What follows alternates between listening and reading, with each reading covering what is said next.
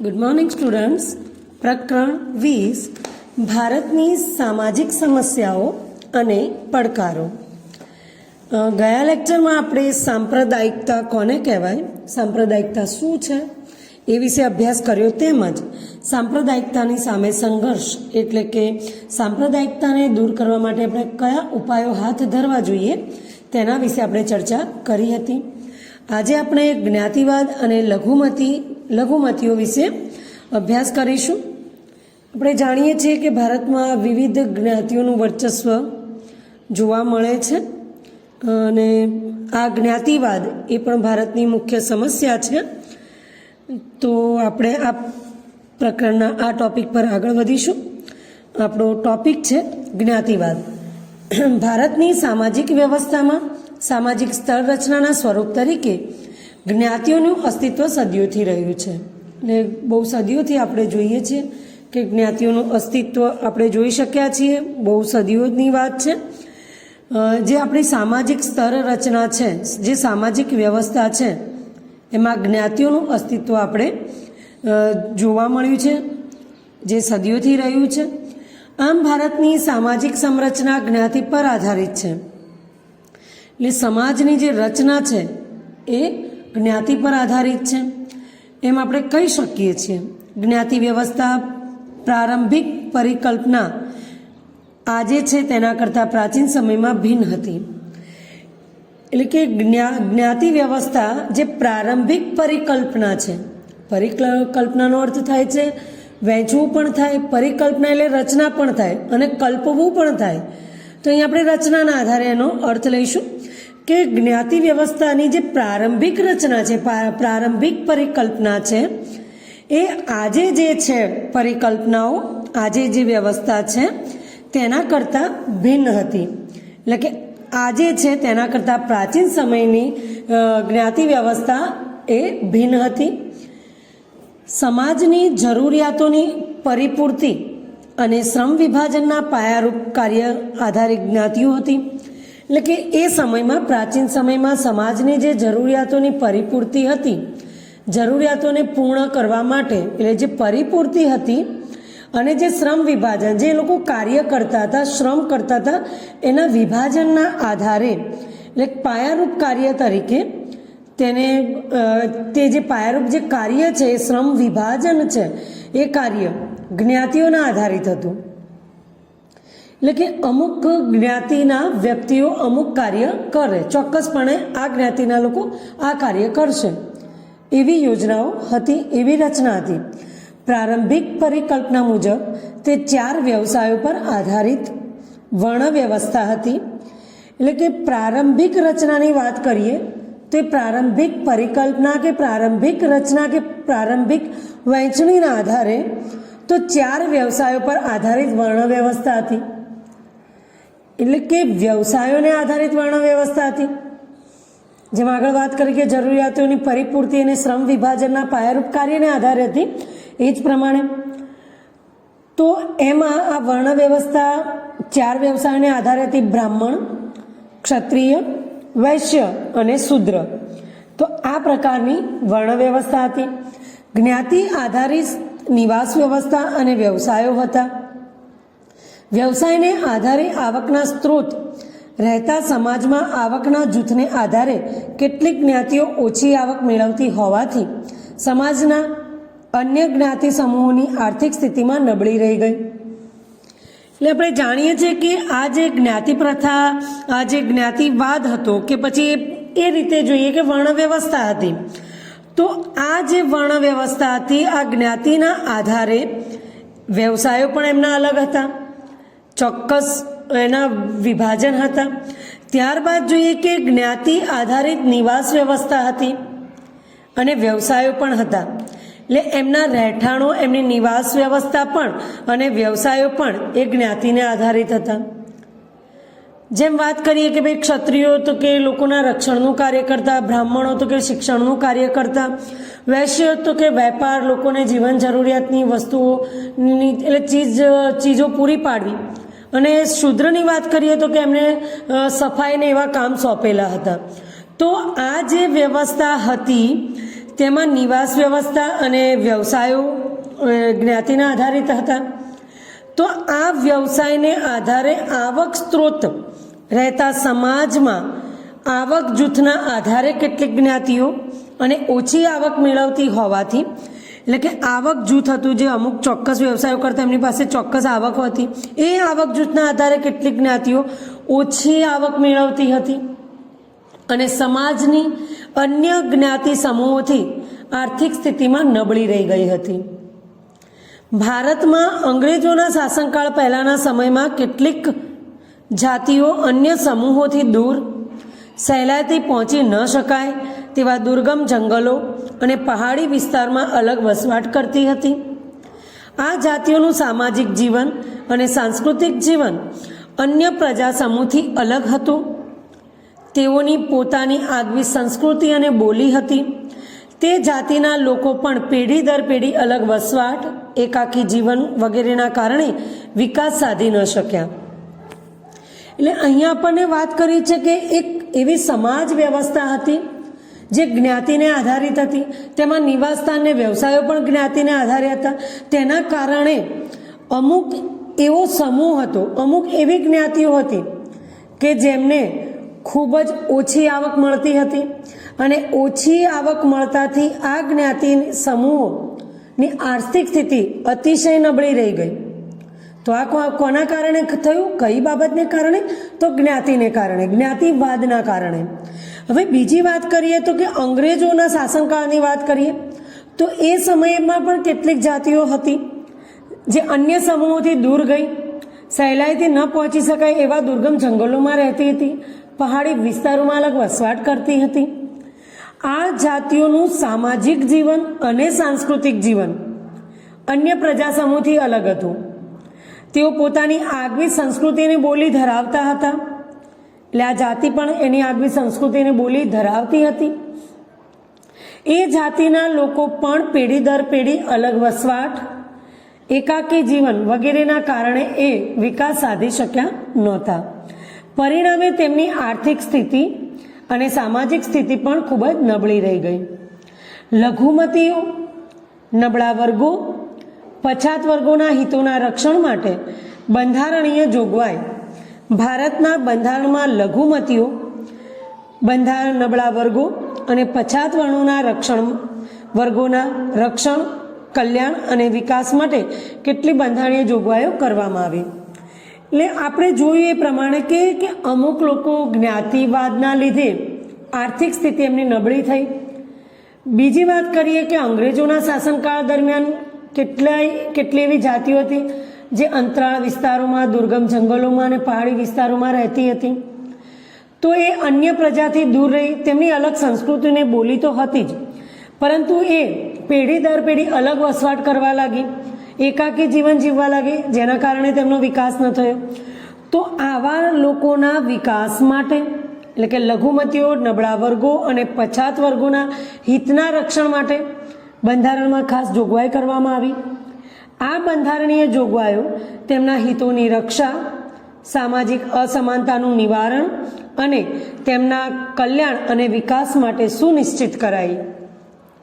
એટલે બંધારણમાં એવી જોગવાઈઓ કરવામાં આવી કે એમના હિતનું રક્ષણ થાય, એમના હિતોની રક્ષા થાય, સામાજિક અસમાનતાનું નિવારણ થાય, સમાજમાં રહેતી દરેક વ્યક્તિને સમાન હક મળવા જોઈએ. પરંતુ એ સમયે અસ્પૃશ્યતા વધુ હતી, છૂત અછૂતના વિચારો વધુ હતા, જ્ઞાતિવાદે જોર પકડેલું હતું. તો સમાજમાં જે અસમાનતા હતી એના નિવારણ માટે, તેના કલ્યાણ અને વિકાસ માટે સુનિશ્ચિત કરવામાં આવી. બંધારણમાં અમુક જોગવાઈઓ સુનિશ્ચિત કરવામાં આવી. હવે આ જે જોગવાઈઓ હતી એ કઈ છે તે તરફ નજર કરીએ તો ભારતનું બંધારણ ભારતના તમામ નાગરિકોને સમાન રીતે સામાજિક, આર્થિક અને રાજનૈતિક ન્યાય પ્રદાન કરે છે. તો ભારતનું જે બંધારણ છે એ કોઈ પણ ભેદભાવ વગર ભારતના તમામ નાગરિકને સમાન રીતે સામાજિક, આર્થિક અને રાજનૈતિક ન્યાય પ્રદાન કરે છે. બીજું છે, ભારતના બંધારણમાં જણાવ્યા મુજબ જાતિ, જ્ઞાતિ, ધર્મ, ભાષા, લિંગને આધારે કોઈ પણ પ્રકારનો ભેદભાવ રાખવામાં નહીં આવે. દરેક વ્યક્તિને સમાન તક, સમાન દરજ્જો પ્રાપ્ત થાય તેનો પણ બંધારણમાં ઉલ્લેખ છે. એટલે જે જૂની વાત કરીએ તો એ પ્રમાણે જે ભેદભાવ દાખવવામાં આવતો હતો તો એમાં એ ભેદભાવ ન થાય તેનો ઉલ્લેખ પણ બંધારણમાં કરવામાં આવ્યો છે કે ભારતના બંધારણમાં જણાવ્યા મુજબ જાતિ, જ્ઞાતિ, ધર્મ, ભાષા, લિંગને આધારે કોઈ પણ પ્રકારનો ભેદભાવ રાખવામાં આવશે નહીં. દરેક વ્યક્તિને સમાન તક અને સમાન દરજ્જો પ્રાપ્ત થાય તેનો પણ બંધારણમાં ઉલ્લેખ છે જ. આ ઉપરાંત રાજ્યોને એવા પણ અધિકાર આપવામાં આવ્યા છે કે તેને કલ્યાણકારી રાજ્યનું દાયિત્વ નિભાવવા માટે તથા નબળા અને પછાત વર્ગોની રક્ષા કરવા કેટલાક મૂળભૂત અધિકારો પર પણ બંધારણમાં રહીને યોગ્ય પ્રતિબંધ લગાવી શકે છે. એટલે કે રાજ્યને પણ એવા અધિકારો આપ્યા છે.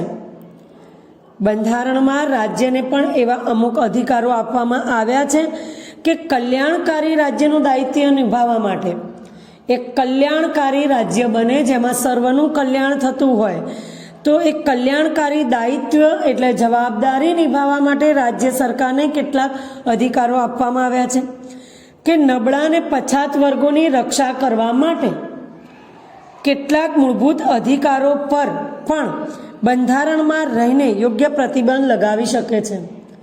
આપણે જાણીએ છીએ કે આપણને કેટલાય અધિકારો મળ્યા છે, હકો મળ્યા છે, જે ધોરણ 9માં આપણે જોઈ ગયા છીએ.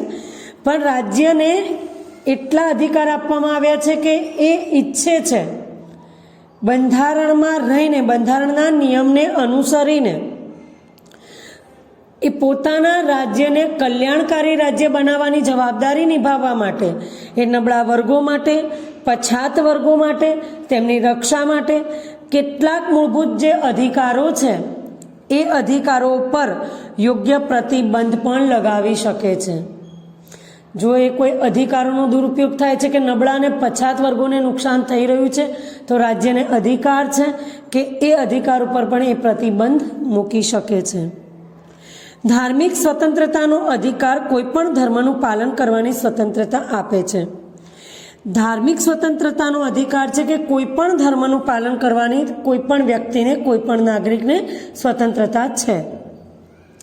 લઘુમતીઓ, નબળા વર્ગો અને પછાત વર્ગોને બંધારણીય હક આપવા પાછળનો મુખ્ય ઉદ્દેશ એ છે કે તેઓને રાષ્ટ્રમાં સમાન તક, ન્યાય અને દરજ્જો મળે. નબળા વર્ગો, પછાત વર્ગો અને લઘુમતીઓને બંધારણીય હક આપવા પાછળ જે ખાસ જોગવાઈઓ કરવામાં આવી છે એમને બંધારણીય હક આપવા પાછળનો મુખ્ય ઉદ્દેશ શું છે તો તેઓનો એ મુખ્ય ઉદ્દેશ છે કે રાષ્ટ્રમાં સમાન તક, ન્યાય અને દરજ્જો મળે. આપણે ધોરણ 9માં જોઈ ગયા છે હકારાત્મક ભેદભાવ, રક્ષણાત્મક ભેદભાવ, એટલે કે એમના વિકાસ માટે, એમના રક્ષણ માટે એમને કઈ વિશેષ જોગવાઈઓ કરવામાં આવી છે તો એ ભેદભાવ ગણાશે નહીં, એ હકારાત્મક ભેદભાવ ગણાશે, એ રક્ષણાત્મક ભેદભાવ ગણાશે.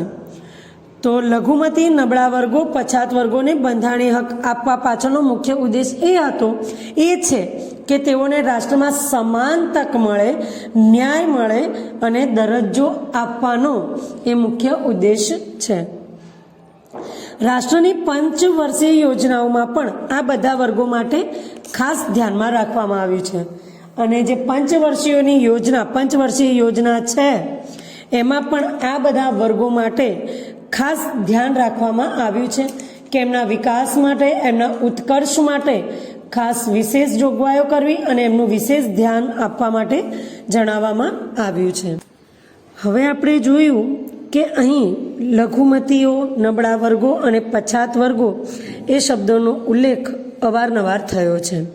તો હવે આપણે જોઈએ કે આ લઘુમતીઓ શું છે. તો લઘુમતી એટલે શું, તો આપણે એ ટોપિક તરફ જ આગળ વધીએ. ધર્મ કે ભાષાના આધારે પ્રદેશ કે પ્રદેશોમાં બહુમતીમાં ન હોય તેવા લોકસમૂહને લઘુમતી કહેવામાં આવે છે. એટલે કે કોઈ પણ પ્રદેશ કે પછી પ્રદેશોમાં બહુમતીમાં ન હોય એટલે કે જેની સંખ્યા વધુ ન હોય તેવા લોક સમૂહને લઘુમતી કહે છે, પણ કયા આધારે? ધર્મ કે ભાષાના આધારે.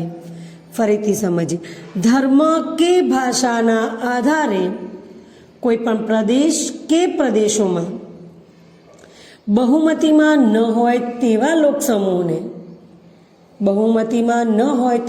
સમૂહને લઘુમતી કહેવામાં આવે છે.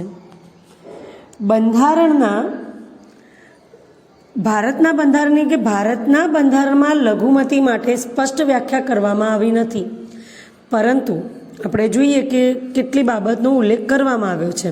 તો કે દેશ કે પ્રદેશની વસ્તીમાં અડધા કે તેથી ઓછી સંખ્યા ધરાવતા લોક સમૂહને લઘુમતી કહી શકાય. એટલે કે દેશ કે પ્રદેશની, એટલે સમગ્ર દેશની વાત કરીએ કે પ્રદેશની વાત કરીએ, તો દેશ કે પ્રદેશની વસ્તીમાં અડધા કે તેથી ઓછી સંખ્યા ધરાવતા લોક સમૂહને લઘુમતી કહી શકાય છે. લઘુમતીઓનો ખ્યાલ કોઈ પણ ધર્મ, ભાષા કે પ્રદેશ પૂરતો મર્યાદિત નથી. રાષ્ટ્રીય સ્તર પર લઘુમતીઓની જેમ જ રાજ્ય સ્તર પર સ્થાનિક અને પ્રાદેશિક લઘુમતીઓની નોંધ લેવી પડે. એટલે આપણે અહીંયા રાષ્ટ્રીય સ્તરની વાત કરીએ તો કે જે કોઈ બી સંખ્યા છે તે બહુમતીમાં નથી, કોઈ લોક સમૂહ છે જે બહુમતીમાં નથી અને આપણે લઘુમતી કહીએ, તો રાષ્ટ્રીય સ્તર પર લઘુમતીઓની જેમ જ રાજ્ય સ્તર પર પણ, રાજ્યના સ્તરે પણ સ્થાનિક અને પ્રાદેશિક લઘુમતીઓની પણ નોંધ લેવી જરૂરી છે. માટે જ રાષ્ટ્રીય સ્તર પર લઘુમતીઓની સંકલ્પના એ રાજ્ય સ્તરની સંકલ્પના કરતાં બિલકુલ ભિન્ન છે. એટલે કે જો કોઈ લોક સમુદાય કોઈ પ્રદેશ કે રાજ્યની કુલ વસ્તીના પ્રમાણમાં બહુમતીમાં હોય તો પણ રાષ્ટ્રીય રીતે લઘુમતીમાં હોઈ શકે. એટલે કે કોઈ એવો સમુદાય, કોઈ એવો લોક સમૂહ કે આ સમૂહ પ્રદેશ કે રાજ્યની દ્રષ્ટિએ એના પ્રદેશમાં, એ રાજ્યમાં એ બહુમતીમાં હોય.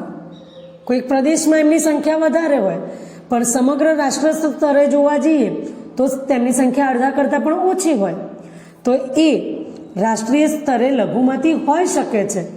ભલે એ કોઈક પ્રદેશમાં એ બહુમતી ધરાવે છે, એ પ્રદેશમાં એમની સંખ્યા વધુ છે, પરંતુ રાષ્ટ્રીય સ્તરે જોવા જઈએ તો એ લઘુમતી પણ હોઈ શકે છે.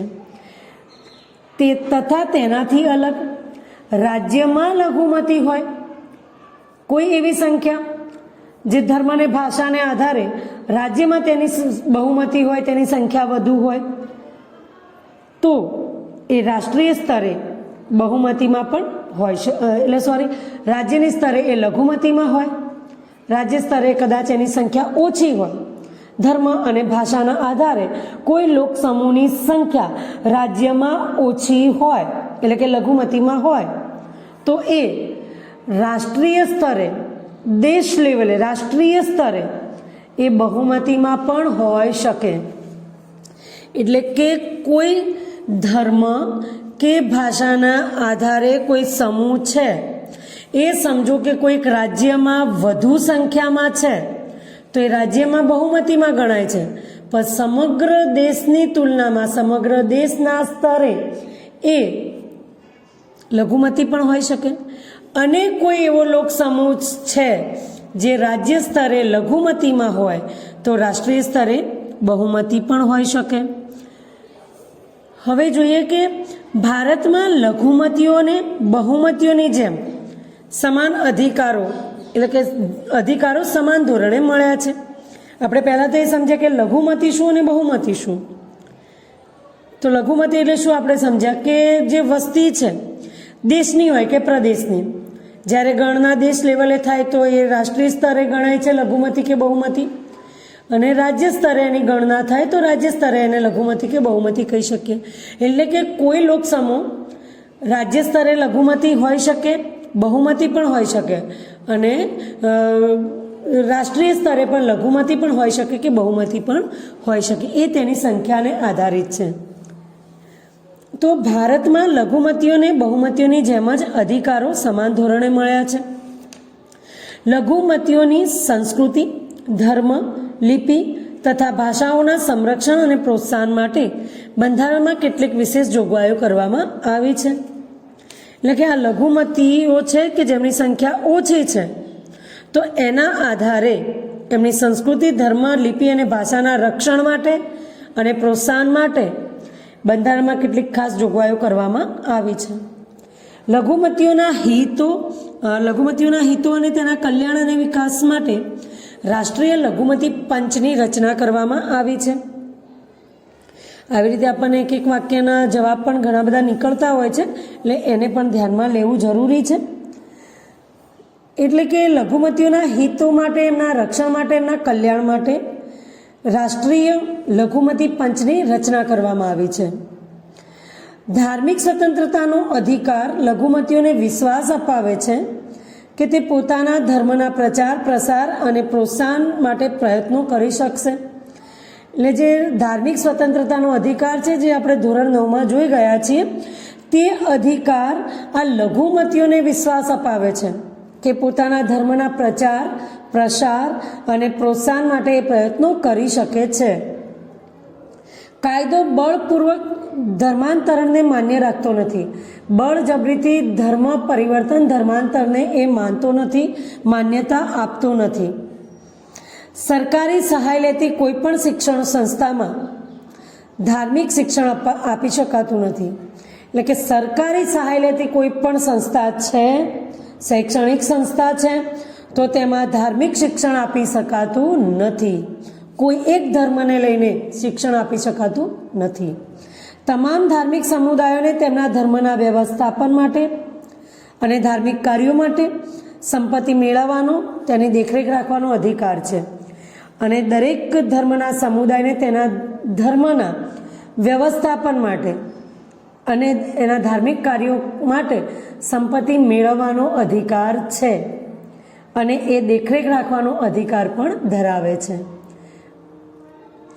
સાંસ્કૃતિક અને શૈક્ષણિક અધિકાર દ્વારા લઘુમતીઓ પોતાની લિપિ અને સંસ્કૃતિઓનું રક્ષણ કરી શકે છે. એટલે આપણે જોયું હતું ધોરણ 9માં પણ સાંસ્કૃતિક અને શૈક્ષણિક અધિકાર, તો એ અધિકાર દ્વારા લઘુમતીઓ પોતાની જે લિપિ છે અને સંસ્કૃતિઓનું પણ રક્ષણ કરી શકે છે. સરકારી સહાય મેળવતી કોઈ પણ સંસ્થામાં ધર્મ, વંશ, જાતિ, વર્ણ અને ભાષાના આધારે કોઈ પણને પ્રવેશ મેળવતા અટકાવી શકાશે નહીં.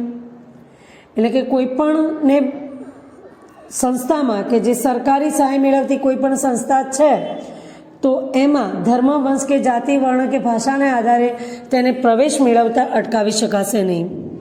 સમાજના તમામ વર્ગોને પોતાની પસંદગી પ્રમાણે ભાષા, લિપિ જાળવવાનો, વિકાસ કરવાનો અને તે માટે શૈક્ષણિક સંસ્થા સ્થાપવાનો અને ચલાવવાનો અધિકાર છે. ભારતીય લઘુમતીના બાળકોને પ્રાથમિક શિક્ષણ માતૃભાષામાં મળે તેવી સુવિધા રાજ્ય સરકાર આપે છે. એટલે કે શૈક્ષણિક સંસ્થા સ્થાપવાનો અને ચલાવવાનો અધિકાર છે. સમાજના તમામ વર્ગોને પોતાની પસંદગી પ્રમાણે ભાષા અને લિપિ જાળવવાનો અધિકાર છે. તેનો વિકાસ કરવાનો અધિકાર છે. શૈક્ષણિક સંસ્થાઓ સ્થાપવાનો અધિકાર છે.